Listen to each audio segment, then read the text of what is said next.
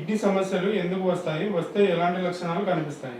Kidney సమస్యలకు బయటికి ఒక్కోసారి అసలే తెలియదు. యూజువల్గా బీపీ ఎక్కువైపోయో, తల తిప్పడంలోనో, ఆయాసపడో, ఇంత చిన్న వయసులో ఇతనికి ఎందుకు బీపీ ఇంత ఎక్కువ ఉంది అని డాక్టర్లు చూసిన తర్వాత కానీ కిడ్నీ సమస్య ఉందనే విషయం తెలియదు. యూజువల్గా కంజెనిటల్ పుట్టుకలోనే చిన్న చిన్న లోపాలు ఉంటాయి. రీనల్ ఆర్టరీ స్టీనోసిస్ అంటాం దీన్ని. అంటే ఈ కిడ్నీకి సప్లై చేసే ఈ ఎర్రటి గొట్టం సన్నటిది చిన్నది ఉంది కదా, ఇక్కడ ఇది చిన్నగా ఉన్నదనుకోండి, సరిపోయినంత లేక యూజువల్గా అది వస్తుంది. లేదా ఎడ్రినలిన్ అనే ఈ కిడ్నీ మీద యాడ్ రీనల్ అనే ఒక చిన్న టిష్యూ ఉంటుంది. ఈ ఎడ్రినల్ గ్లాండ్లో ఉన్నటువంటి డిసీజెస్ వల్ల కానీ మిగతా కొన్ని కారణాల వల్ల వస్తుంది. ఇండియాలో చాలామందికి ఇవన్నీ సెకండరీ, ప్రైమరీ హైపర్ టెన్షన్ అంటారు. అంటే కారణం తెలియకుండా కూడా చాలామందికి హైపర్ టెన్షన్ బీపీ ఉంటుంది. ఈ కారణం తెలియకుండా వచ్చే వాళ్ళలో జెనెటిక్ ప్రీడిస్పోజిషన్, వాళ్ళ తండ్రి తాతలకు ఉండడం ఒకటి. రెండోది లైఫ్ స్టైల్, విపరీతంగా సాల్ట్ తినడం వల్ల వస్తుంది. మన దేశంలో ఎప్పుడైతే జంక్ ఫుడ్ ఇట్లాంటివన్నీ ఎంటర్ అయినాయో, తర్వాత ఆవకాయలు ఇవన్నిటి వల్ల కూడా మనం తెలియకుండానే ఎక్కువ సాల్ట్ తీసుకుంటాం. కొందరు చిన్నప్పటి నుంచి సాల్ట్ తీసుకోవడం మరీ ఎక్కువ చేస్తుంటారు. యూజువల్గా మనకు అసలు బయట నుంచి సాల్ట్ తీసుకోవాల్సిన అవసరం ఉండదు. ఫర్ ఎగ్జాంపుల్ గుర్రం ఉంటుంది, ఏనుగు ఉంటుంది, జింక ఉంటుంది, సింహం ఉంటుంది. అవేవి సాల్ట్ తినవు.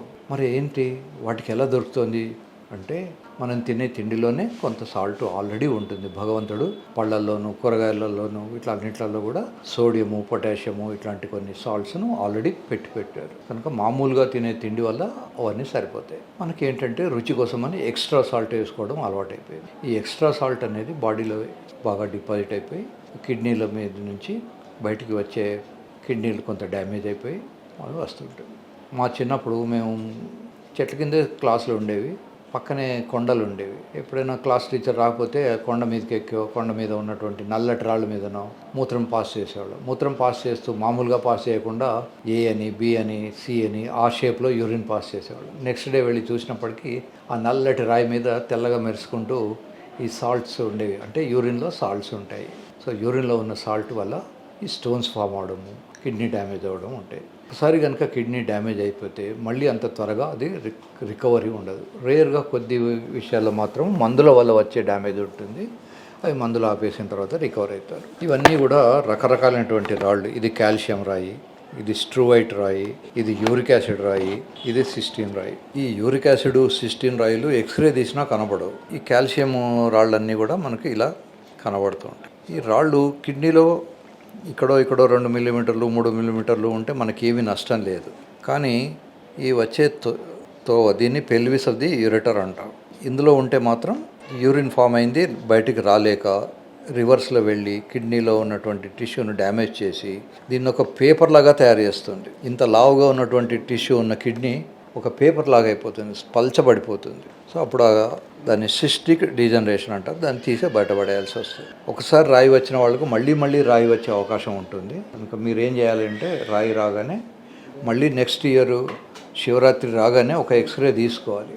నర్మద కంకర్ సబశివ శంకర్, శరీరంలో పుట్టే ప్రతి రాయి కూడా భగవంతుడి స్వరూపమే, లింగమే. ఎక్స్రే తీసుకుంటే చిన్నగా ఉన్నప్పుడైతే దాదాపు 5 మిల్లీమీటర్ లోపల ఉంటే 90% వాటిచ్చవే పడిపోతాయి, రాళ్ళు కరగవు. ఇదివరకు ప్లాస్టిక్ ఇంత బాగా ప్రాచుర్యం పొందని కాలంలో దాదాపు 40 ఇయర్స్ బ్యాక్ రాళ్లతో చేసిన చిప్పలు ఉండేవి, చిప్పలు అనేవాళ్ళు. అందులో యాసిడ్ పోసినా, పసుపు పోసినా, కారం వేసినా, చింతపండు వేసినా, ఆవకాయ వేసినా ఆ రాయి కరిగేది కాదు.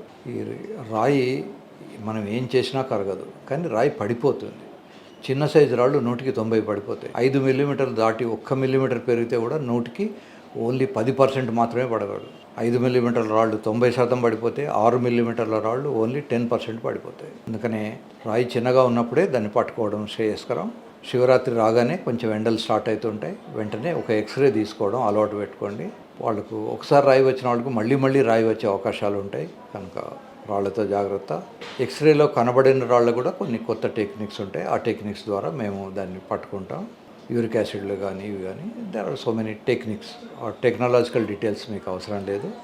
Majority of the stones are x-ray ఒప్పేకు కనబడతాయి, కనుక ఎక్స్రే తీసుకుంటే సరిపోతుంది. రాళ్ళు ఇదివరకు ఈఎస్డబ్ల్యూలో ఒక పద్ధతి ఉండేది, extra corporeal shock wave therapy.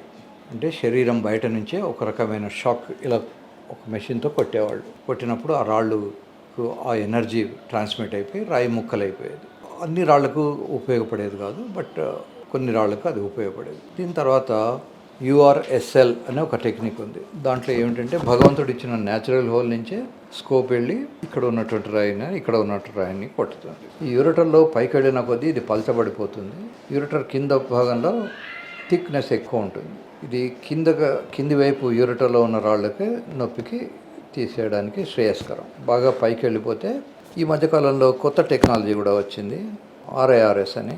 దాన్ని ఏమిటంటే సిస్టోస్కోప్స్ ఇదివరకు అన్నీ కూడా హార్డ్గా ఉండేవి, ఇప్పుడు అలా కాకుండా ఫ్లెక్సిబుల్, అవి మడిచిపోతాయి. ఇలా వెళ్ళి ఇక్కడ దాకా వెళ్ళి ఇక్కడ ఉన్నటువంటి రాయిని తీసుకుని మళ్ళీ బయటకు వస్తాయి. ఈ RIRS వచ్చిన తర్వాత స్టోన్ ఫ్రీ పేషెంట్స్ ఎక్కువైపోయారు. ఒకవేళ కిడ్నీలో కనుక ఆల్రెడీ రాళ్ళు ఉంటే దాన్ని PCNL అని ఒక టెక్నిక్ ఉంటుంది. ఇక్కడ నుంచి రంధ్రం చేసి కిడ్నీ కూడా రంధ్రం చేసి ఈ రంధ్రంలో నుంచి రాళ్ళను బయటికి తీస్తారు. ఇది PCNL, URSL, PCNL. ఇదివరకైతే ఓపెన్ సర్జరీ కూడా చేసి రాళ్ళను తీసేవాళ్ళం.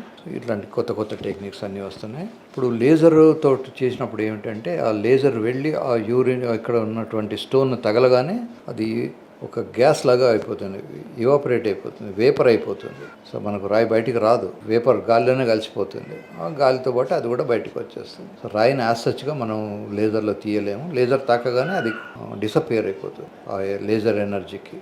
సో ఇలా కొత్త టెక్నిక్స్ అన్నీ వస్తున్నాయి కనుక మనం వీటిలో అన్నిట్లలో కూడా తీసుకోవచ్చు. మెడికల్ పరిభాషలో దీన్ని కంజెస్టివ్ హార్ట్ ఫెయిల్యూర్ అంటాం, లేదా లెఫ్ట్ వెంట్రికులర్ ఫెయిల్యూర్ అంటాం. యూజువల్గా ప్రతి శరీరంలో కూడా 5 లీటర్ల రక్తం ఉంటుంది. ఈ రక్తం కాస్త హార్ట్కి వెళ్తుంది, హార్ట్లో నుంచి లంగ్స్కి వెళ్తుంది, లంగ్లో శుభ్రమైన రక్తం మళ్ళీ హార్ట్కి వస్తుంది. హార్ట్ పంప్ చేసినప్పుడు శరీరంలో ఉన్న అన్ని ఆర్గన్స్కి వెళ్తుంది. సో ఈ రక్తంలోకి ఆక్సిజన్ వెళ్ళడం అనేది లంగ్స్లో జరుగుతుంది. ఈ లెఫ్ట్ వెంట్రికులర్ అనేది ఎఫిషియెంట్గా పంప్ చేయలేని పరిస్థితి ఉన్నప్పుడు రక్తం అలానే ఉండిపోవడం వల్ల కాళ్ళకు వాపులు రావడము, ఆయాసం రావడము ఉంటుంది. దీన్ని PND అంటారు, పారాక్సిస్మల్ నాక్టర్నల్ డిస్నియా. అంటే పడుకునేటప్పుడు 9 గంటలకు పడుకున్నప్పుడు బాగానే ఉంటాడు, బట్ 1 o'clock 2 o'clock అయ్యేసరికి ఊపిరాడక లేచి కూర్చుండాల్సి వస్తుంది. ఆ కాళ్ళల్లో ఉన్నటువంటి ఫ్లూయిడ్ హార్ట్ మీద పడి హార్ట్ దాన్ని తట్టుకోలేనంత పరిస్థితి వచ్చేసి ఊపిరాడకుండా వస్తుంటుంది. ఇలా ఉన్నప్పుడు వాళ్ళు ఏంటంటే సాల్ట్ తక్కువ తినాలి, మూత్రం ఎక్కువ వచ్చే ట్యాబ్లెట్లు వేసుకోవాలి. లాసిక్స్ అని, డైటార్ అని ఇట్లాంటి ట్యాబ్లెట్స్ మీ అందరికీ తెలుసు. ఇవన్నీ కూడా మార్నింగ్ పూట వేసుకోవాలి. నైట్లో వేసుకుంటే నిద్ర ఉండదు కనుక మార్నింగ్ వేసుకోవాలి. ఒకవేళ హార్ట్ రేట్ కనుక ఎక్కువ ఉంటే మీ కార్డియాలజిస్ట్ని కన్సల్ట్ చేస్తే వారు లెనాక్సిన్ లేదా డిగాక్సిన్ అనే ఒక ట్యాబ్లెట్ పెడతారు. ఇది హార్ట్కు టానిక్ శక్తిని ఇస్తుంటుంది. ఈ కంజెస్టివ్ హార్ట్ ఫెయిల్యూర్ను మనం LVF అని కానీ, లెఫ్ట్ వెంట్రికులర్ ఫెయిల్యూర్ అని కానీ, కంజెస్టివ్ హార్ట్ ఫెయిల్యూర్ అని, CHF అని రకరకాల పేర్లతో పిలుస్తుంటాం. ముఖ్యంగా ఇది హార్ట్లో ఏమైనా లీజన్స్ ఉన్న వాళ్ళకి కానీ, వయస్సు వచ్చినప్పుడు కానీ ఇవన్నీ ఉంటాయి. దీనికి ట్రీట్మెంట్ వల్ల యూరిన్ ఎక్కువ పాస్ చేసే ట్యాబ్లెట్స్ ఇవ్వడమే.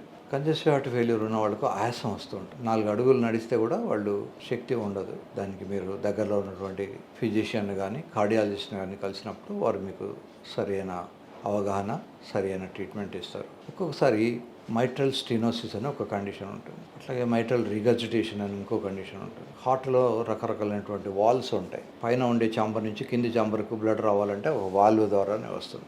ఈ వాల్వ్స్కి ఉన్నటువంటి ప్రాబ్లమ్స్ వల్ల కూడా ఇట్లాంటి ఫెయిల్యూర్స్ అవి ఉంటాయి. మంచి సర్జరీస్ కూడా వచ్చాయి హార్ట్కు.